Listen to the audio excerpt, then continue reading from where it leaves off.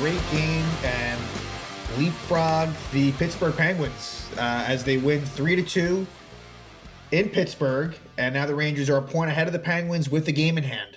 And only one game left versus Pittsburgh, and that'll be at MSG. So this was a really big win as far as the standings, and just with the fact that the Rangers are likely to play Pittsburgh in the playoffs. The Rangers are still 5 points behind Carolina. They do play the Hurricanes twice, both at MSG. I don't think the Rangers will catch them, but it's worth still mentioning because it is fairly close with 15 games to go. But this was a really well-played game by the Rangers. They were the better team from the beginning. They look good. And they should be really proud. And the Rangers, they're just winning these playoff-style games. They're beating teams that they might see in the playoffs. And some of them are low-scoring games. They have playoff feel. This game definitely had a playoff intensity to it. And the Rangers were able to get it done. And there's no question that the trade deadline acquisitions have really helped this team. It's funny, Justin Braun has actually done nothing. One of those acquisitions, and we'll see if somehow he works his way into the lineup tomorrow against Detroit. But Frank Vatrano scores again. Andrew Kopp gets another point. And he has played, in all situations, power play and penalty kill. And Tyler Mott has been really, really dangerous from a penalty kill perspective. And I think it's been unfortunate because I feel like he's been given line mates at times that aren't quite ideal. We'll talk about that, but I think he's been really good too. So the acquisitions have helped. And it's a difference now where for a while the Rangers really were leaning on Shesterkin and a good power play. Not so much anymore. And still both those things held true. Igor played well and the power play came through, but the Rangers are just playing well in general. They're not so dependent on it anymore. They're just playing better 5-on-5 hockey. They deserve the wins that they're getting. The Rangers now improved to 43-19-5. Just a sensational record. They're getting it done. Like I said, they've been playing really well at home, but they're also doing well on the road too.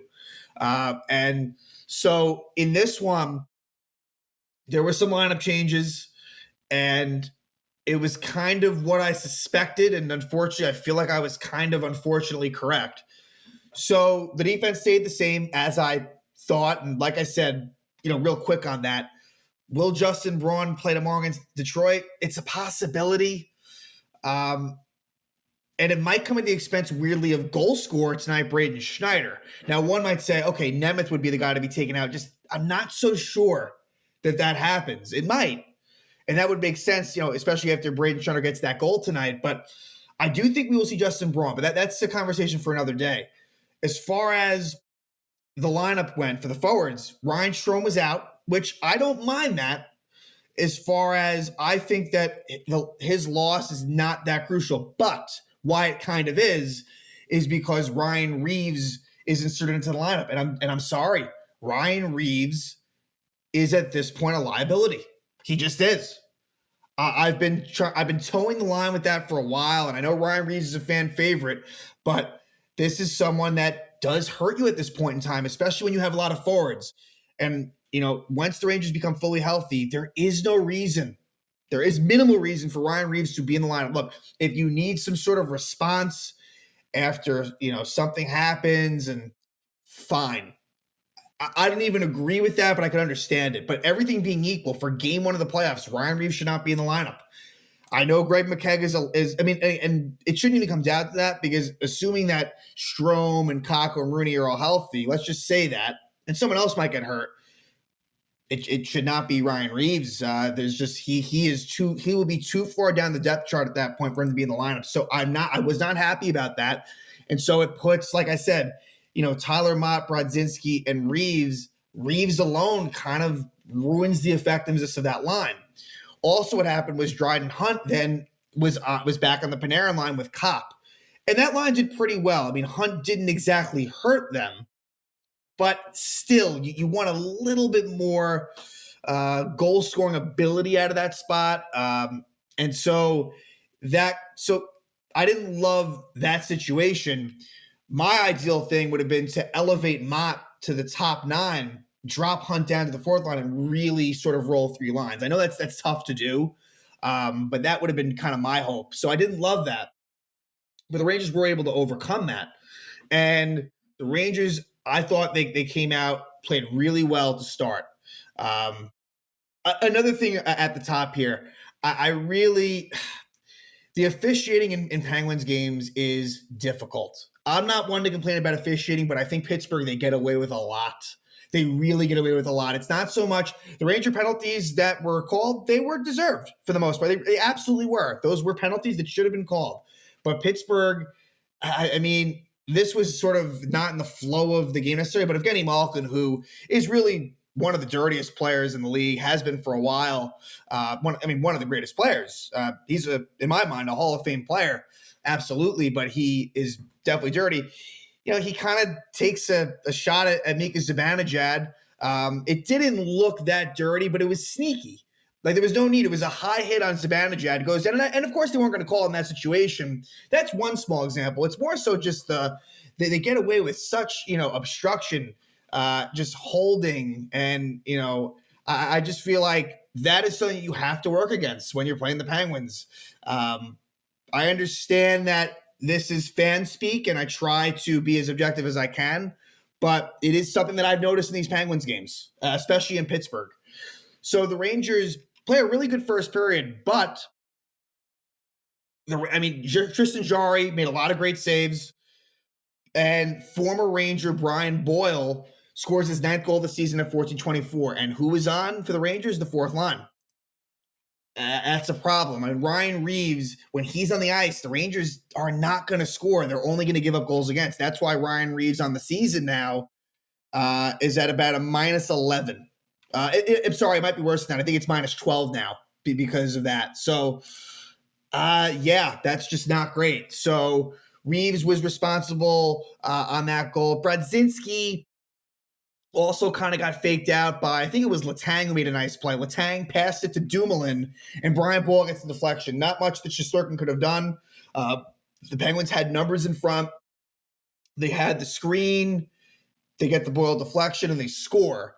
And so the Penguins take that 1-0 lead, and they keep it through the first. So Pittsburgh, it was frustrating because the Rangers played really well and deserved a better fate, but Pittsburgh was up 1-0. So we go deeper into the second, and eventually the first penalty is called, and it's on Ryan Lindgren. If you remember, Ryan Lindgren on a somewhat questionable call, he took a penalty on Crosby, which led to the Evgeny Malkin power play goal in the 1-0 Penguin victory. Lindgren takes a penalty here, but the Ranger penalty kill at that point does a good job, and they've been struggling lately, but that was a good kill to keep it at 1-0. Then the Rangers tie it up. And the guy who ties it up is someone who's been scoring a lot of goals since he became a Ranger, and that is Frank Vatrano. Frank Vatrano, his 5th goal as a Ranger in only 6 games. This was his 6th. No, maybe it's more than that. No, Frank Vatrano has now, it's 5 goals in 5 games for Vatrano, but Vatrano has played 7 games as a Ranger. But still, 5 goals in 5 games. He's been fantastic on that line with Zibanejad and Kreider. It all starts with Trouba. Trouba doesn't get an assist, but he pinches in. Jacob Trouba, again, a really, really good game. He played over 25 minutes. I'm telling you, that Keandre Miller-Jacob Trouba pair, that is really your top pair at this point, to me. Lindgren and Fox, that's more of your second pair right now. It just is. And Lindgren and Fox were on for that Boyle goal. Their lack of size is a bit of a problem. Again, look, as a second pair, you take Lindgren and Fox, but I'm telling you, Miller and Trouba, that's the type of defensive duo that really is effective in the playoffs, and Trouba was great tonight. So Trouba pitches in, Kreider digs it out along the boards. It goes to Zibanejad, who makes a really nifty backhanded pass to Vetrano, and Vetrano, it's the quick release. Vetrano, he's got that shoot first mentality, and he's able to get it by Jarry on ice level. It seems like Jarry, it's tougher to beat him high. Seems like the Rangers have had success shooting low on him, and Vetrano, I believe it went 5-hole. So he is a goal scorer. A great opportunity for Frank Vetrano to really show himself on a good team playing with Zibanejad and Kreider. this is probably as good of an opportunity as he'll have in his entire career. And this is someone that has scored as much as 24 goals in the past. So the Rangers tie that up right there. Then it's the second goal of the season for Braden Schneider. And this was a really nice pass by Artemi Panarin. I thought Panarin played well without Strome. Panarin, he wasn't laying back as much. He was going forward.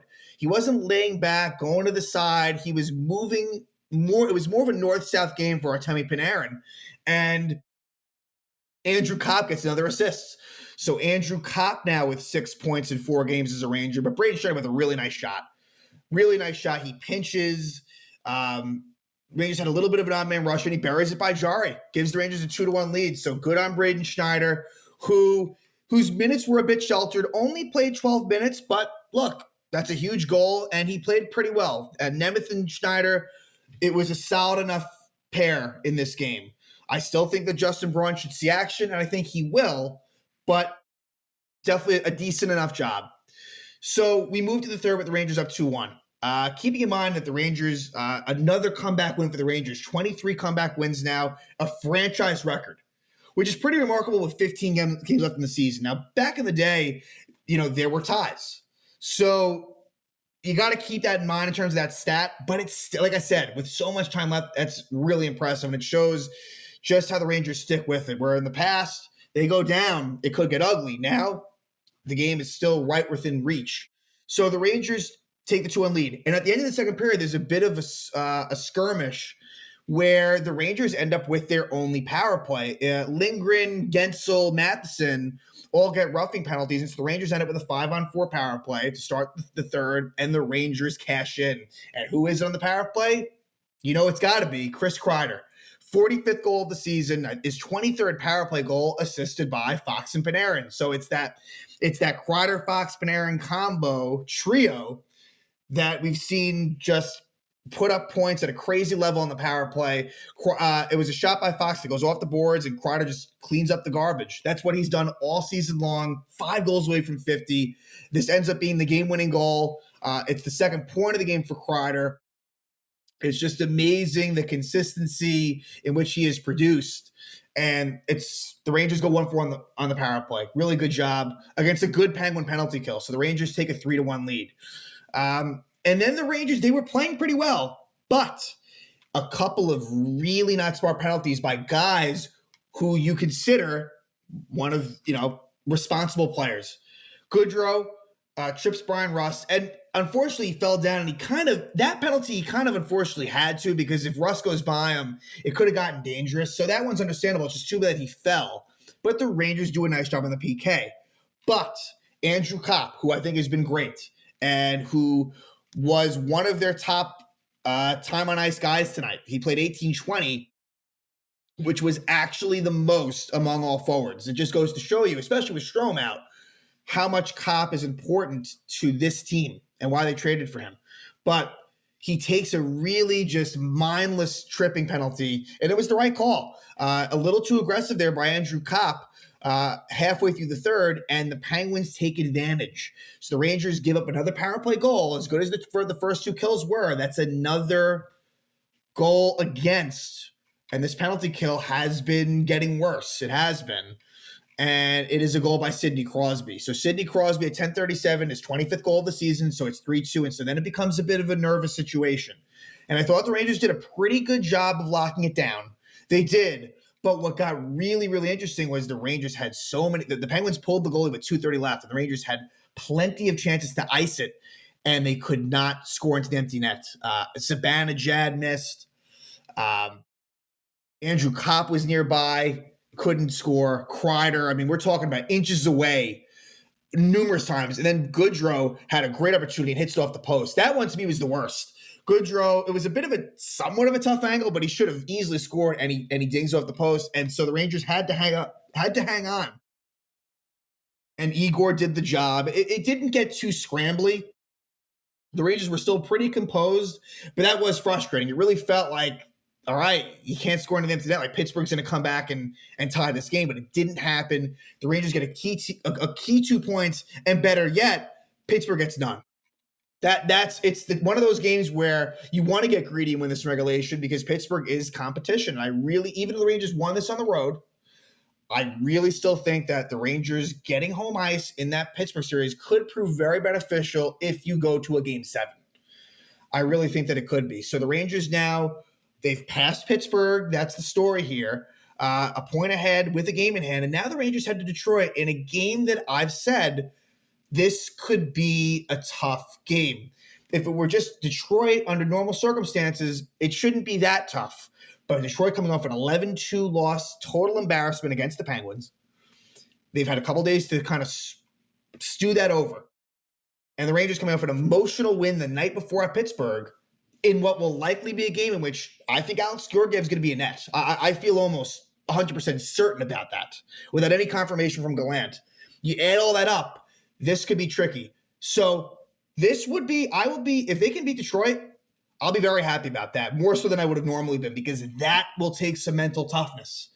I think that the Red Wing game, in a best case scenario, will be a game that might go to overtime, that the Rangers kind of sneak by. That will be a very difficult game. This is the key. Winning the Pittsburgh game, really, like, even if you lose to Detroit, it's hard to get too upset because I'm kind of expecting a potential loss. But, as we move forward to this Red Wing game, and, this is a win against the Penguins you want to enjoy, know that could be a really challenging, and the Rangers have to be ready. The Rangers have to be prepared, and we'll see. Ryan Strome did make the trip. We'll see if maybe he's in the lineup. Like I said, there could be some lineup tweaks even after the win. So that'll be interesting to see what happens. But the Rangers, with another really big win, it really had a playoff feel to it, and the Rangers should be proud. So they win it 3-2 at Pittsburgh, as they have now jumped into second place in the Metropolitan Division.